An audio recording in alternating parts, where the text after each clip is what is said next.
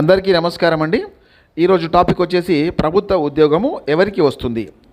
So ఇక్కడ వచ్చేసి నేను మకర లగ్నం తీసుకున్నాను సార్. మకర లగ్నం నుండి 10వ స్థానము వృత్తి ఉద్యోగ వ్యాపార స్థానము అనగా కేంద్రం.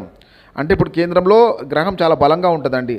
ఇక్కడ వచ్చేసి మనకు ఇక్కడ శని వచ్చేసి ఇక్కడ తులాలో ఉన్నాడు. అంటే ఇక్కడ తులాలో చాలా బలంగా ఉన్నాడు. అంటే ఉచ్చ స్థానంలో శని ఉన్నాడని అర్థము.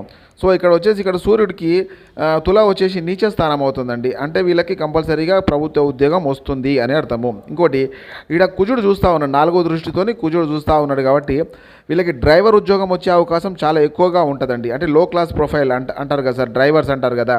సో అంటే వీళ్ళు హయ్యర్ అథారిటీ పక్కకే ఉంటారు. కాకపోతే వీళ్ళు లో క్లాస్ ప్రొఫైల్. ఎట్లా అంటే ఆఫీసర్ బ్యాక్ సైడ్ కూర్చుంటే వీళ్ళు ముందే ఉంటారు. కాకపోతే వీళ్ళ స్థాయి వీళ్ళదేనండి. అంటే చిన్న స్థాయి ఉద్యోగులు అని అర్థము. ఇంకోటి వీళ్ళకి వర్క్ ప్రెషర్ కూడా విపరీతమైన వర్క్ ప్రెషర్ ఉంటుంది సార్. అది మనం గమనించవచ్చు. సో మన కుండలిలో మన D1 చార్ట్లో ఇప్పుడు నేను చెప్పిన ఫార్ములా ప్రతి ఒక్కదానికి మీరు ఇంప్లిమెంట్ చేయండి, మీకు ఆటోమేటిక్ మీకు తెలిసిపోతుంది. సో వీళ్ళ తండ్రి గారికి కూడా గవర్నమెంట్ ఉద్యోగం ఉంటుంది. అది కూడా వీళ్ళు లో క్లాస్ ప్రొఫైల్ అయినా ఉంటారండి.